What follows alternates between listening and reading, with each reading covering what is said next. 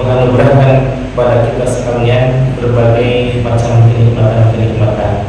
Salah satunya di antara kenikmatan yang jarang dinikmati oleh setiap manusia adalah kenikmatan iman, Islam, dan ihsan. Maka untuk penguatan iman, Islam, dan ihsan itu diadakanlah kajian-kajian. Kalau kajian Islam itu cenderung kepada ilmu fikih, karena untuk mengadakan ibadah-ibadah kepada Allah Subhanahu wa Ta'ala yang tentunya ibadah itu harus dibarengi dengan ilmu pengetahuan. Jangan sampai beramal tapi tidak berilmu, sebagaimana dikatakan oleh para ulama dalam kitab Zubair, dimaksudkan di situ wa kullu man bil ghairi ilmin ya'malu amaluhu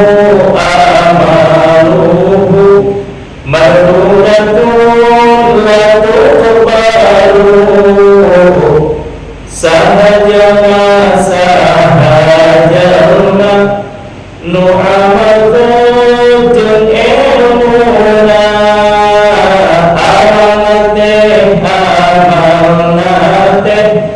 ditolak diterima. Ngerti saya? Bingung bahasa apa katanya. Inti dari bait tersebut adalah apabila seseorang beramal tapi tidak berlandaskan ilmu pengetahuan, maka amalnya ditolak, tidak akan diterima.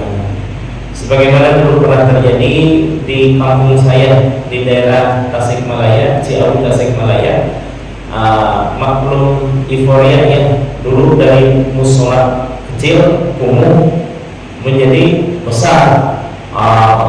Berbondong-bondong orang untuk semangat di dalam melaksanakan ibadah. Ada salah satu panitia, karena memang tasyakuran peresmian masjid itu diadakan ba'da subuh sampai asar, maka setelah sholat asar ada yang terjadi tidak yang mau pulang, ternyata melaksanakan sholat.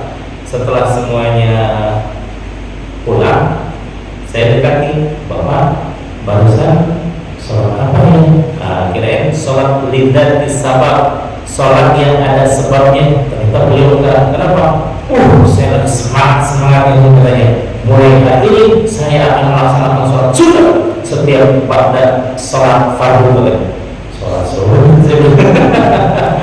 Dia lagi semangatnya. Ya saya di semangatnya biasa aja lagi. Cuma di akhir-akhir pembicaraan, Bapak mohon maaf kalau ba'da asar bukan lagi tidak boleh, bahkan hukumnya haram.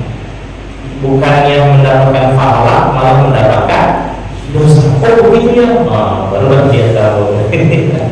Kalau menasihati seseorang, ya itu nasihat namanya. Tapi kalau menasihati seseorang di depan umum, mempermalukan gitu ya.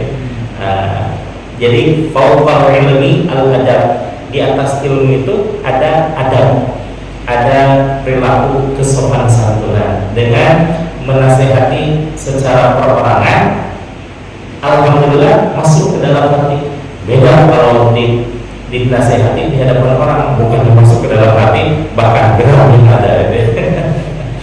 Nah, kalau ilmu tauhid itu mengarah kepada keimanan, karena tauhid itu inti daripada tauhid adalah wahada yuwahidu tauhidan, memahasucikan Allah Subhanahu wa Ta'ala, memahaesakan Allah Subhanahu wa Ta'ala, itulah disebut dengan tauhid. Maka dengan ilmu tauhid atau ilmu aqaid atau ilmu kalam, maka bisa diketahui bagaimana mengiktikadkan kepada Allah Subhanahu wa Ta'ala beserta rukun iman yang 6. Itu ada di dalam ilmu tauhid. Sedangkan ihsan adalah bagaimana mengkondisikan hati supaya ikhlas selamanya kepada Allah dan istiqomah di dalam melaksanakan ibadah. Ilmu untuk membahas masalah keikhlasan, masalah keistiqomahan, masalah qanaah, masalah mujahadah, itu adanya di dalam ilmu tasawuf. Maka alhamdulillah wa syukurillah, DKM Masjid Al-Ma'mun yang salah satunya dulu dipelopori oleh Bapak Haji Seno mengusulkan bagaimana kalau ada kajian tasawuf katanya. Kitabnya Bapak terserah aja katanya. Maka dipilihlah Nasuhul Ibad. Nasuhul Ibad ini disusun oleh Syekh Ibnu Hajar Al-Asqalani, namun disyarahi oleh Syekh Nawawi Al-Bantani, ulama Indonesia yang meninggal di Makkah Al-Mukarramah. Bahkan beliau mendapatkan gelar Sayyid Ulama Hijaz, pemimpin para ulama-ulama setanah Hijaz. Hijaz itu Arab Saudi, Mesir dulu termasuk, karena itu masuk dalam wilayah Timur Tengah kalau sekarang disebutnya. Maka Sayyid Ulama Hijaz disematkan oleh para ulama tanah Arab kepada Syekh Nawawi Al-Bantani karena saking tabahur ilmunya. Salah satunya bahwa Syekh Nawawi Al-Bantani mengarang lebih dari 126 kitab yang semuanya itu hampir dipakai di pondok-pondok pesantren. Salah satunya, nah ini Nasuhul Ibad yang asalnya disusun oleh Syekh Ibnu Hajar Al-Asqalani. Subhanallah, ya. Alhamdulillah, ulama-ulama Indonesia banyak yang menjadi imam-imam di Masjidil Haram. Kalau sudah diperkenankan menjadi imam, berarti sangat mumpuni ilmunya dan diakui oleh secara keseluruhan. Baik, Bapak Ibu hadirin jemaah sekalian, berhubung ini adalah bab tsana'i, bab yang menerangkan tentang dua kalam, dua nasihat yang nanti ada sampai 3, 4, 5, 6, 7, sampai 10. Ini karena baru dua pertemuan ini gitu ya, maka sekarang makalah yang kedua. Bismillahirrahmanirrahim. Wal maqalatu tsaniyatu. Adapun ini adalah makalah yang kedua. Qala bersabda siapa? An-Nabiyyu, Nabi Muhammad sallallahu alaihi wasallam. Sabda beliau kepada para sahabat waktu itu, alaikum bimujalasatil ulama. Satu kalau beliau ya, alaikum bimujalasatil ulama.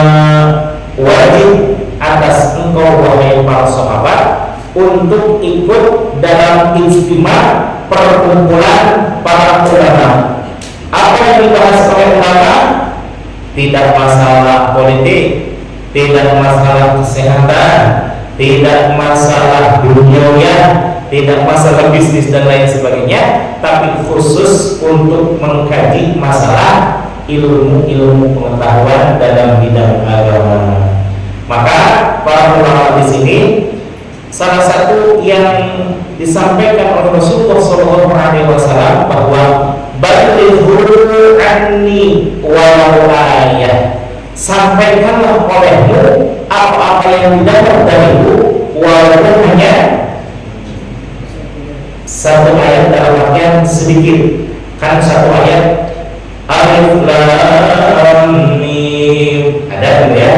Kemudian ada ayat yang paling banyak, paling panjang, ayat berapa? Ya betul, surah Al-Baqarah. Surah Al-Baqarah yang menceritakan tentang masalah hutang. Bukan masalah haji, bukan masalah sholat, bukan masalah puasa, bukan masalah Ramadan dan lain sebagainya, tapi khusus masalah hutang. Ya